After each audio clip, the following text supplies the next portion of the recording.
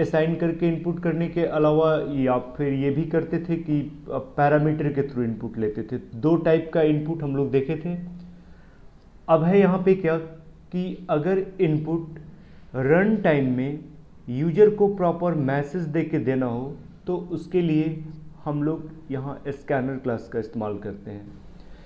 Scanner class का programme में कैसे इस्तेमाल करते हैं ये तो हम देखते ही हैं। पहले यहाँ पर इसके बारे में कुछ जो ज़रूरी चीज़ें वो सब देख लो। Java scanner class allow us to take input from the console during run time. Program run करते रहेगा और उस वक्त बीच में कभी भी हम इनपुट ले सकते हैं, फिर कुछ प्रोसेस करेंगे, फिर ज़रूरत पड़ेगा तो इनपुट ले सकते हैं। इस वे में हम इसके थ्रू इनपुट लिया जा सकता है। स्कैनर क्लास कहाँ पे है तो उसका जो एक्चुअल लोकेशन है वो है जावा के यूटिल पैकेज के अंदर। इसलिए पहले पैकेज को हम डिस्क्राइब कर दिए थे कि पैकेज क्या होता है। जावा के अंदर यूटिल पैकेज के अंदर ये चीज़ डिफाइंड है स्कैनर क्लास। तो जब कभी हमको इस्तेमाल करना होगा हमको यहाँ से उसको इंपोर्ट करके मंगवाना होगा। ये जो भी स्कैनर क्लास हम लोग इस्तेमाल करते हैं ये हम क्या करता है, जो भी इनपुट स्ट्रीम से डेटा आ रहा है उसको कन्वर्ट करता है बाइट्स में, और बाइट से वो कन्वर्ट हो जाता है फिर कैरेक्टर्स के फॉर्म में। तो ये जो कन्वर्जन होता है वो किस तरह से कन्वर्जन होता है और इस बीच में क्या वर्क करता है। हम लोग डायरेक्टली कीबोर्ड से कुछ भी टाइप करते हैं तो वो प्रोग्राम में सीधा नहीं पहुंचता है।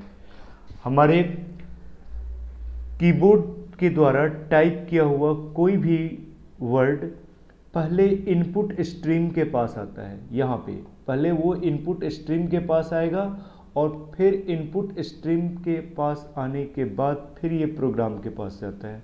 ठीक उसी तरह से प्रोग्राम से अगर हम कुछ आउटपुट देते हैं तो वो डायरेक्ट मॉनिटर पर नहीं आके सबसे पहले कहाँ आता है, आउटपुट स्ट्रीम के पास, और फिर आउटपुट स्ट्रीम में हम लोग जो कुछ भी लिखते हैं वही इन्फॉर्मेशन जाके मॉनिटर पर डिस्प्ले होता है। तो ये आखिर ये सिस्टम के अंदर इनपुट स्ट्रीम और आउटपुट स्ट्रीम क्या है, इस चीज़ को देखने के लिए हम लोग देखें कि इनपुट स्ट्रीम और आउटपुट स्ट्रीम का प्रॉपर ऑब्जेक्ट सबका नाम क्या है। तो सबसे पहले commonly used streams are system dot in.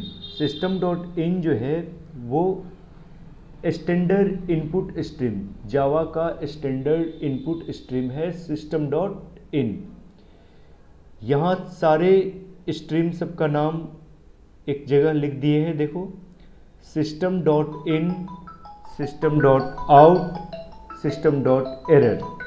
System dot in standard input device के लिए हुआ जो कीबोर्ड से यानी हमारा जो इनपुट डिवाइस है उससे कनेक्टेड रहेगा, और जो सिस्टम डॉट आउट है वो स्टैंडर्ड आउटपुट डिवाइस है जो मॉनिटर से कनेक्टेड रहता है, एंड सिस्टम डॉट एरर ये भी आउटपुट डिवाइस से ही कनेक्टेड रहता है। ये भी आउटपुट स्ट्रीम का ही पार्ट है, लेकिन ये एरर मैसेज को स्पेशली डिस्प्ले करने के लिए यूज होता है। तो ये तीनों जो स्ट्रीम है सिस्टम डॉट इन, ये सब टर्म याद इसलिए रखना है कि आपको जब क्वेश्चंस इस सब से रिलेटेड रहे कि system dot in related to which stream, तो ये इनपुट स्ट्रीम का पार्ट हुआ। नाम से भी क्लियर है, डॉट इन लगा हुआ है, दैट मीन्स इनपुट स्ट्रीम है। और system dot out and system dot ERR ये दोनों आउटपुट स्ट्रीम को डिनोट करता है, एक नॉर्मल मैसेज डिस्प्ले करने के लिए और एक एरर मैसेज डिस्प्ले करने के लिए। दो आउटपुट स्ट्रीम है। इस सब का इस्तेमाल हम लोग करते हैं। जैसे हम अगर स्क्रीन पर कुछ प्रिंट करना पड़ता है तो हम लोग सिस्टम डॉट आउट का यूज़ करते हैं, और जब यूजर से इनपुट लेना पड़ता है तो स्कैनर के अंदर हम लोग सिस्टम डॉट इन का इस्तेमाल करते हैं। स्कैनर के पास डेटा को रीड करने के लिए जो सेपरेटर के रूप में अवेलेबल कैरेक्टर है, उसका नाम है स्पेस। वो स्पेस को डिफ़ॉल्ट डेलीमीटर के रूप में इस्तेमाल करता है। Scanner breaks its input into tokens using a delimiter. Space is a default delimiter. That means अगर अब मान लो कि 4-5 डेटा इनपुट करना है, तो ईच डेटा के बीच में एक स्पेस डाल के हम जितना चाहे उतना डेटा इनपुट कर सकते हैं। हर स्पेस से सेपरेट एक डेटा को स्कैनर एक टोकन समझेगा कि उसके लिए वो एक टोकन हो गया। और उसमें से रीड करने के लिए इसके पास बहुत सारा मेथड्स का लिस्ट है। इन मेथड्स के थ्रू वो उन डेटा को रीड करेगा। क्या क्या मेथड है देखो, यहाँ लिस्ट दिया हुआ है मेथड का। सबसे पहले मेथड नेक्स्ट इंट, याद रखना भी काफ़ी आसान है। सब में नेक्स्ट लगा हुआ है और उसके आगे डेटा टाइप का नाम है। और देखोगे कि डेटा टाइप में फिर कौन छूट गया, अब डेटा टाइप में अब जो है, चलो रहने दो, next int, next float, next double, next byte, next line. अब नेक्स्ट लाइन तो किसी डेटा टाइप का नाम है नहीं, तो नेक्स्ट लाइन किस चीज़ को इनपुट करने के लिए यूज़ करते हैं? स्ट्रिंग को इनपुट, हाँ स्ट्रिंग को इनपुट करने के लिए। It is use to scan the complete line as string. ये स्ट्रिंग को इनपुट करेगा और पूरा का पूरा लाइन। अगर हम नेक्स्ट लाइन की जगह सिर्फ नेक्स्ट यूज़ करते हैं, नेक्स्ट लाइन की जगह पे अगर हम लोग नेक्स्ट का यूज़ करते हैं, अब तुम देखोगे कि स्ट्रिंग इनपुट करने के लिए एक यहाँ पे भी फंक्शन डिफाइन किया हुआ है और एक फंक्शन डिफाइन किया गया है आपका जो नीचे है नेक्स्ट लिखा हुआ इस जगह। एक है यहाँ पे डिफाइन है और एक देखोगे कि यहाँ पे डिफाइन है। दोनों, एक नेक्स्ट और एक नेक्स्ट लाइन, ये दोनों फंक्शन स्ट्रिंग ही इनपुट लेता है। बट दोनों में डिफरेंस ये है कि नेक्स्ट सिर्फ एक वर्ड रिसीव करेगा, वर्ड मीन्स स्पेस के बाद वो रीड नहीं करेगा। और नेक्स्ट लाइन जब तक इंटर की नहीं प्रेस करोगे पूरा का पूरा सेंटेंस रीड करेगा। तो हम वॉइस फ्लक्चुएट हो रहा है। अगर हम लोग नेक्स्ट लाइन यूज़ करते हैं तो नेक्स्ट लाइन में क्या होगा, ये पूरा का पूरा लाइन रीड करेगा। ठीक है, अभी क्लियर आ रहा है आवाज़? नेक्स्ट लाइन जब हम लोग यूज़ करेंगे तो कंप्लीट लाइन यूज़ करेगा। एंड अगर सिर्फ नेक्स्ट यूज़ करते हैं तो पूरा का पूरा लाइन रीड करने के बदले सिर्फ एक वर्ड रीड करेगा। जहाँ भी स्पेस मिलेगा वहाँ के आगे वो रीड नहीं करेगा। नेक्स्ट यानी नेक्स्ट सिर्फ एक टोकन रीड करता है, whereas next line complete line read करेगा।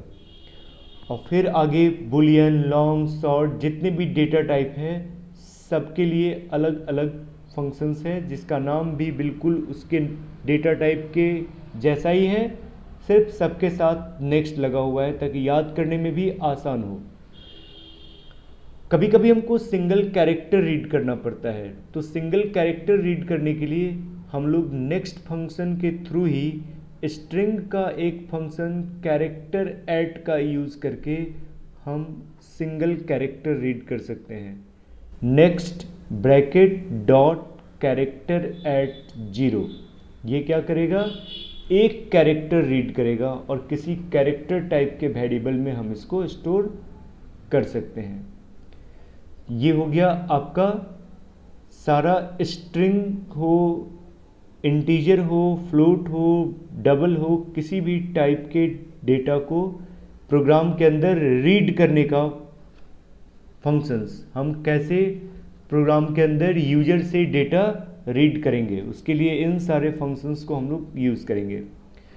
हमारे पास कुछ टोकन चेकिंग फंक्शंस भी है, भले ये सिलेबस में नहीं है आप लोगों को, लेकिन हम इसमें से चेक कर सकते हैं। जैसे हैज नेक्स्ट फंक्शन, ये पता करेगा कि क्या स्कैनर के पास कोई नया टोकन है। हैज नेक्स्ट इंट, ये पता करेगा कि क्या अगला टोकन जो है वो इंटीजर है। नेक्स्ट फ्लोट, क्या नेक्स्ट टोकन फ्लोट में है या नहीं है, और ये सारा ट्रू फॉल्स में रिटर्न करता है। जो हैज वाला सब है, हैज नेक्स्ट इंट, ये ट्रू और फॉल्स में रिटर्न करके ये बताएगा कि नेक्स्ट टोकन क्या है, इंटीजर है कि फ्लोट है या कुछ और है। टोकन की वैलिडिटी को चेक करने के लिए हम लोग इस्तेमाल करते हैं। ठीक, अब ऊपर जो भी फंक्शंस हम देखे हैं यूजर से इनपुट लेने का, उन सारे का इस्तेमाल करके एक छोटा सा प्रोग्राम का एग्जांपल देखो। मेन यहाँ पे समझोगे कि कैसे हम इनपुट लेते हैं स्कैनर से। देखो आप, complete program to take input using a scanner class, कैसे इनपुट लेते हैं। सबसे पहले हमको ये लाइन लिखना पड़ा, जो सिंपल प्रोग्राम बिना इनपुट का लिखते थे इनिशियलाइजेशन के लिए, उसमें ये लाइन नहीं लिखते थे। यहाँ पर लिखे हैं import java.util.star। ये लाइन में import कमांड का क्या यूज है थोड़ा बताइए। कल आप लोग पढ़े थे import कमांड का क्या इंपॉर्टेंस है। यहाँ पे import कमांड का importance, you are taking too much time. आज भी रिपीट किए हैं, इंपोर्ट कमांड को हम लोग क्यों यूज करते हैं। Multiline commentary. No, wrong answer.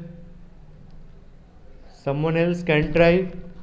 What is the purpose of import statement in Java.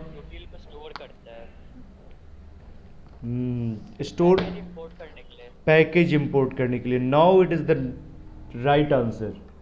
Package को इंपोर्ट करने के लिए हम लोग इंपोर्ट कमांड का यूज करते हैं।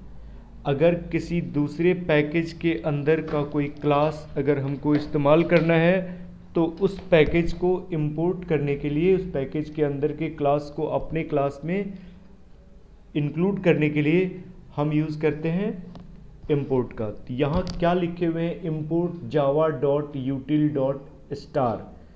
स्टार साइन यहाँ पर रिप्रेजेंट करता है ऑल को। हाँ, तो स्टार की जगह स्कैनर भी लिख सकते थे हम। यहाँ स्टार जहाँ लिखे हैं, इस स्टार की जगह पे स्कैनर भी लिखा जा सकता है, और स्टार भी लिखा जा सकता है। स्टार लिखने से क्या डिनोट कर रहा है कि यूटिल पैकेज के अंदर का ऑल क्लासेस, जितना क्लासेस है सब इंक्लूड हो जाएगा। और स्कैनर लिखते हैं तो दैट मीन्स सिर्फ scanner class. However we have to need only the scanner class. हम लोगों को तो सिर्फ स्कैनर क्लास का ही इस्तेमाल करना है और किसी का ज़रूरत है नहीं, तो हम स्कैनर भी लिख सकते हैं। अब ये लाइन लिखने के बाद क्लास क्रिएट किए, public static void main create किए, और अगला लाइन जो है यहाँ देखो, scanner sc equals to new scanner system dot in. ये लाइन स्कैनर क्लास का ऑब्जेक्ट क्रिएट करने के लिए है, जिसमें स्कैनर क्लास का नाम है, यहाँ sc ऑब्जेक्ट का नाम है। इस जगह कोई भी नाम दिया जा सकता है sc की जगह। और फिर equals to new scanner bracket में system dot in. System dot in क्या है, आज ही डिस्कस किए हम लोग। सिस्टम डॉट इन को क्या बोलते हैं, इनपुट स्ट्रीम। बगल में कमेंट में भी लिखा हुआ है, देखो ऑब्लिक ऑब्लिक, यही है सिंगल लाइन कमेंट। कमेंट में बताया गया है कि system dot in is a standard input stream, वो इनपुट स्ट्रीम है। तो स्कैनर को इसी इनपुट स्ट्रीम से डेटा रीड करना है, और इसके लिए जो ऑब्जेक्ट बनाया है उसका नाम sc है। हम किसी और नाम से ही बना सकते हैं, जो नाम से बनाएंगे उसी नाम से इनपुट लेंगे। इनपुट लेने का क्या प्रोसेस है, अब देखो, एक बार स्कैनर डिक्लेयर कर लो, उसके बाद जितना चाहो उतना डेटा इनपुट ले सकते हो। तो ये डिक्लेयर हो गया स्कैनर। अब हम यूजर को मैसेज देंगे, जो भी इनपुट उसको करने के लिए बोलना है। जैसे system.out.println से हम लोग मैसेज दिए इंटर योर नेम, यहाँ पे मैसेज दिया गया इंटर योर नेम, यानी हम उसको ये बता रहे हैं कि अभी नेम इनपुट करना है। तो इस लाइन से कोई इनपुट नहीं हुआ, ये जस्ट एक मैसेज गया। अब नेम इनपुट लेने के लिए हम एक वेरिएबल क्रिएट कर लेते हैं। तो नेम को स्टोर करने के लिए हम लोग जो वेरिएबल क्रिएट करेंगे उसका टाइप स्ट्रिंग होगा। तो स्ट्रिंग टाइप का हम एक वेरिएबल क्रिएट कर लिए nm इक्वल्स टू, और कैसे रिसीव करेंगे, कैसे इनपुट लेंगे उसका स्टेप्स देखो। वो मेन स्टेप यहाँ है इस लाइन में, sc डॉट नेक्स्ट लाइन। क्यों लिखा गया sc डॉट नेक्स्ट लाइन? क्योंकि sc हम स्कैनर के ऑब्जेक्ट का नाम दिए हुए हैं, जैसे यहाँ ऊपर दिख रहा है स्कैनर sc। तो यहाँ जो भी नाम देंगे वही नाम यहाँ लिखेंगे। कहीं पर बुक में देखोगे कीबोर्ड लिखा रहेगा तो तुम कीबोर्ड लिखोगे, कहीं इन लिखा रहेगा तो इन लिखोगे, जो भी लिखा है, कहीं स्कैन लिखा रहेगा तो स्कैन लिखोगे। अब डॉट के बाद ऊपर जो फंक्शन पढ़े हो उस फंक्शन को अप्लाई करना है। तो यहाँ हमको नाम इंटर करना था, तो नाम तो किसी का एक वर्ड का होता है नहीं, वो तो 3-4 वर्ड का भी हो सकता है। तो इसलिए हमको कौन सा फंक्शन यूज़ करना पड़ा? Next line.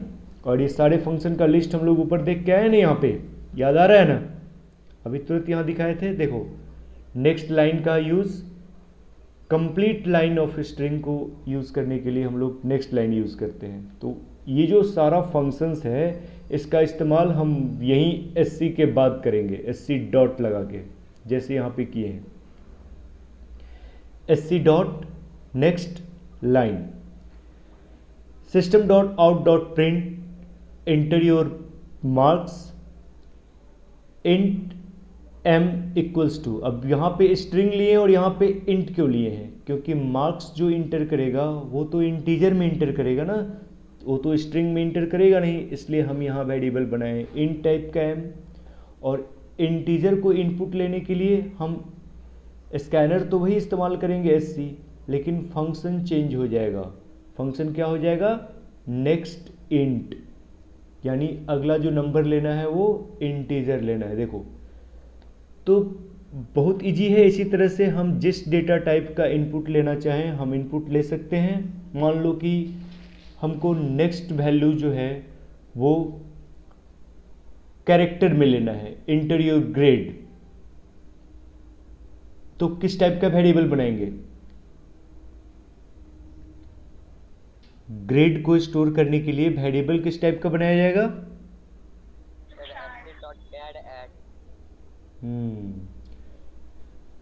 कैरेक्टर टाइप का वेरिएबल बनाएंगे और sc डॉट पहले नेक्स्ट लिखेंगे और नेक्स्ट के बाद फिर डॉट लगा के कैरेक्टर एट 0 वो फंक्शन यूज करेंगे। तो एक कैरेक्टर इनपुट होगा। अब ये क्या इनपुट लिए हैं इन सबको डिस्प्ले करने के लिए हम लोग एक system dot out dot println लगा दिए, और ये हेलो के साथ जो भी nm में इनपुट आया यहाँ पे वो nm, फिर यू गॉट, फिर यहाँ पे m में जो मार्क्स इनपुट किया था वो मार्क्स, और उसके आगे मैसेज के रूप में हम लोग मार्क्स डिस्प्ले कर दिए। ठीक है सर, एक बार रिपीट कर दीजिए। System dot out dot println, system dot out dot println में जो चीज़ हम इनपुट लिए हैं उसको तो फिर हमको दिखाना भी है ना कि इनपुट में हम क्या क्या लिए हैं। तो सबको शो करने के लिए हम लोग क्या किए, यहाँ पे हेलो के साथ जो nm में इनपुट लिए हैं उस nm को डिस्प्ले कर दिए। फिर यू गॉट मैसेज के साथ m, इसमें देख रहे हो कुछ मैसेज में है और कुछ बिना मैसेज का है। जो इन्वर्टेड कॉमा में है वो मैसेज है, और जो इन्वर्टेड कॉमा के बाहर लिखा हुआ है वो वेरिएबल है। तो वेरिएबल का वैल्यू दिखेगा, यानी हेलो के बाद nm की जगह वो नाम दिखेगा जो इनपुट लिए थे। इसी तरह यू गॉट के बाद m जो लिखा हुआ है उसकी जगह वो मार्क्स दिखेगा जो हम लोग इनपुट लिए हैं यहाँ पे इंट m में। तो इसी तरह से ये शो करेगा। अब जैसे इसका आउटपुट अगर देखो तो आउटपुट में देखो बड़ा करके आउटपुट यहाँ पे output of the program. Suppose मान लो कि मैसेज मिला इंटर योर नेम, और तुमने नाम टाइप कर दिया राकेश रंजन, इंटर किया। तो फिर सेकंड मैसेज ये आ गया इंटर योर मार्क्स, यहाँ जो मैसेज है ना सेकंड मैसेज ये इंटर योर मार्क्स ये वाला आ गया। तो मार्क्स के आगे तुम टाइप कर दिए मान लो 85, हो गया दोनों इनपुट। ये राकेश रंजन किस वेरिएबल में स्टोर हुआ, और मार्क्स किस वेरिएबल में स्टोर हुआ, एनएम में। तो दोनों स्टोर हो गया। अब जब हम ऐसे प्रिंट करेंगे हेलो एनएम तो क्या आउटपुट आएगा बताओ, इस मैसेज को देख के बताओ आउटपुट कैसे आना चाहिए, क्या लिखा रहेगा। Hello Rakesh, you got 85 marks. Yes, hello Rakesh, सिर्फ राकेश या पूरा राकेश रंजन लेगा, Rakesh Ranjan. क्योंकि हम लोग नेक्स्ट लाइन यूज़ किए हैं। नेक्स्ट यूज़ किए रहते तो सिर्फ हेलो राकेश लेता, रंजन को नहीं एक्सेप्ट करता। लेकिन नेक्स्ट लाइन यूज़ किए हैं तो hello Rakesh Ranjan you got 85 marks ऐसे डिस्प्ले करेगा, जो कि नीचे लिखे हुए हैं देखो, hello Rakesh Ranjan you got 85 marks. Clear. तो अब इससे आगे हम नहीं बढ़ते हैं, अब ये इसी का प्रैक्टिस करने चलते हैं हम लोग ब्लूजे में।